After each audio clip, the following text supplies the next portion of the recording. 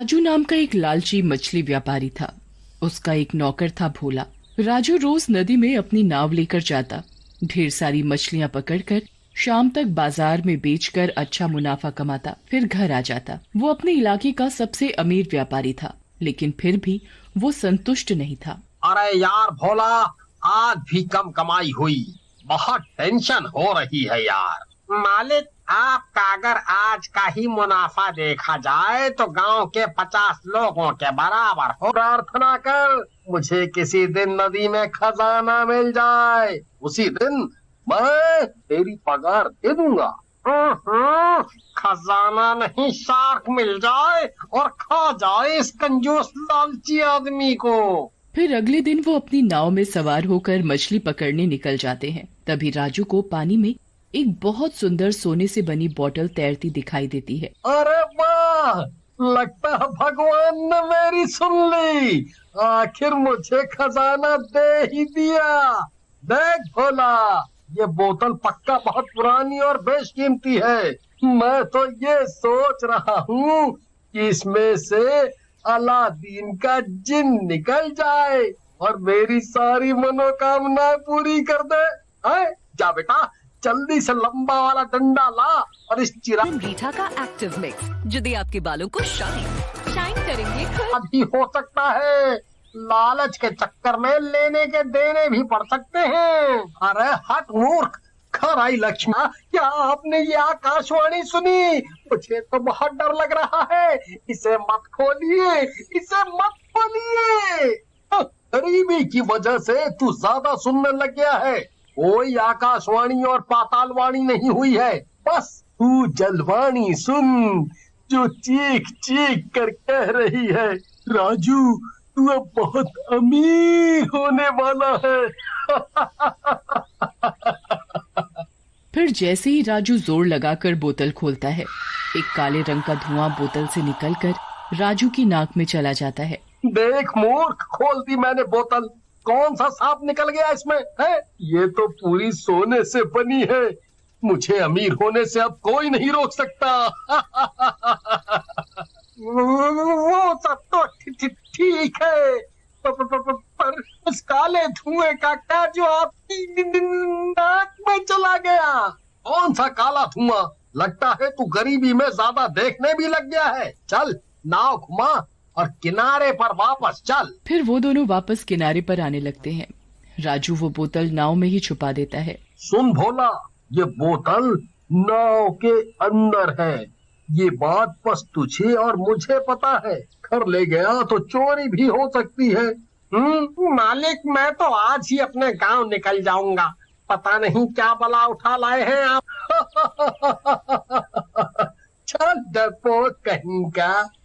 फिर रात होते ही सुनो भाग्यवान, मैं तुम्हें कल तुम्हारी पसंद की साड़ी दिलाऊंगा और कुछ गहने भी ले लेना। मैं बहुत अमीर होने वाला हूँ। हाँ, तुम्हारी कौन सी लॉटरी लग गई है या कोई खजाना हाथ लग गया? मुझे 2 साल से एक रुमाल नहीं दिलाया, आज साड़ी की बात कर रहे हो? ऐसा ही कुछ समझ लो मेरी प्यारी दुलारी पत्नी। फिर जैसे ही राजू खाना खाकर पानी पीता है, अचानक उसकी आंखें लाल होने लगती हैं और मुंह से लंबे लंबे दांत निकल जाते हैं। वो एकदम भूतिया हो जाता है। ये देखकर राजू की पत्नी बहुत घबरा जाती है और कांपने लगती है। कौन हो तुम? बचाओ! आप कौन है? मेरा राजू कहाँ है?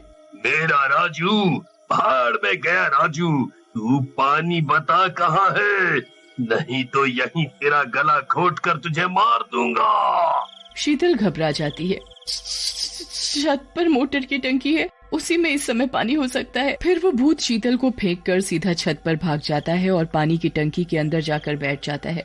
आज कई सालों के बाद मीठा पानी मिला है, नहीं तो समंदर के नमकीन पानी से तो कब का प्यासा रह गया मैं।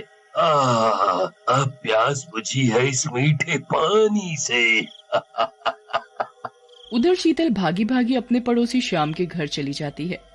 श्याम भाई खोलो, श्याम भाई। जैसे श्याम दे लूंगा, रात के समय जाना ठीक नहीं। फिर सुबह होते ही श्याम अपने कुछ पड़ोसियों को लेकर राजू के घर चल पड़ता है। वहां पहुंचकर कोई है? कोई है? भाई जरा बच के, कहीं ये भूत हमें जिंदा न चबा जाए। मेरी तो अभी शादी भी नहीं हुई है। श्याम भाई रात वो पानी के चक्कर में छत पर भाग गए थे। मुझे लगता है हमें छत पर ही जाकर देखना चाहिए। भला ये कैसा भूत है जिसे पानी इतना प्यारा है, हैं? फिर वो सब लोग छत पर जाते हैं। Give me high five, high five. टंकी में झांकते हैं। उनकी आंखें फटी की फटी रह जाती हैं। उन्हें देखकर वो भूत बाहर निकल जाता है। अब उसकी एक जलपरी जैसी पूंछ भी निकल जाती है। अरे भाई, ये कोई भूत नहीं, ये तो कोई चुड़ैल जल परी है। मैं हूँ जल की रानी, चुड़ैल महारानी। 200 साल से बंद थी एक बोतल में। इस लालची राजू ने मुझे आजाद करा दिया, पर इसका शरीर अब मेरा गुलाम है। अब मैं यहाँ का सारा मीठा पानी पी जाऊंगी। छोड़ दे मेरे दोस्त को। जो भी मेरे बीच में आया, मैं उसे कच्चा चबा जाऊंगी। अभी मुझे भूख लगी है, मुझे जाने दो। अगर अपनी जान प्यारी है तो।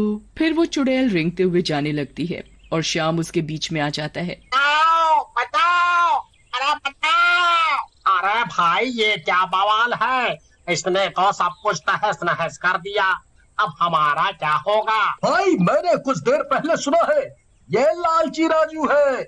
इस पर किसी आत्मा या पिशाच ने अपना कब्जा कर लिया है। अभी बताता हूँ मैं इसे। फिर मेरे पास बंदूक है, एक गोली में खत्म है ये। हाँ। फिर वो मछुआरा बंदूक लेकर उस जलपरी चुड़ैल की तरफ जाता है। जैसे ही उस पर बंदूक तानता है और फिर से एक टंकी में जाकर बैठ जाती है। मछुआरा वहाँ से भागता हुआ शीतल के पास पहुँच जाता है। भाभी, ये राजू भाई को क्या हो गया है?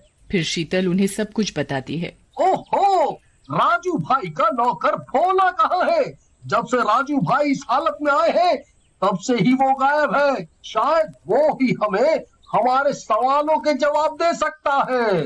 फिर वो सब मिलकर भोला के घर जाते हैं। वहाँ उन्हें पता लगता है कि भोला गांव चला गया है।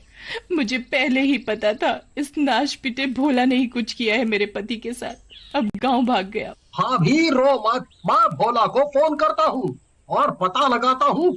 मुझे पहले ही पता था, इस नाश पिटे भोला ने ही कुछ किया है मेरे पति के साथ। अब गांव भाग गया। भाभी रो मत, मैं भोला को फोन करता हूँ और पता लगाता हूँ क्या मामला है। फिर वो भोला को फोन लगाता है और भोला उसे सब बताता है। हाँ, हेलो, मैं आज शाम ही वापस आ जाता हूँ। फिर शाम को भोला आ जाता है। भाई भोला, नदी का वो कौन सा हिस्सा है जहाँ वो भूतिया बोतल मिली थी? क्यों ना हम सब वहीं चले हैं? फिर वो लोग नाव में बैठकर वहीं पहुँच जाते हैं। तुम फिर आ गए। महोदय, मैंने उसी दिन मालिक को मना किया था बोतल ना खोले, पर वो माने ही नहीं। कोई रास्ता बताए, पूरा इलाका खतरे में है। ये एक बहुत ताकतवर जल परी का भूत है जो 200 सालों से इस बोतल में कैद था। अगर तुम चाहते हो वो व्यक्ति ठीक हो जाए, तो तुम्हें चालाकी से उसे पानी से दूर रखना होगा, क्योंकि वो चुड़ैल रात को पानी में ही सो सकती है। अगर उसे पानी नहीं मिला तो वो तड़प तड़प कर वापस इस बोतल में आ जाएगी। फिर वो लोग वहाँ से वापस आ जाते हैं। तभी वो चुड़ैल खा पी के टंकी में घुस जाती है। अब समझ आया। मेरे पास एक तरकीब है, क्यों ना हम टंकी में बहुत सारी नींद की दवाई मिला दें। जैसे जल्दी से टंकी में नींद की दवाई मिला देता है।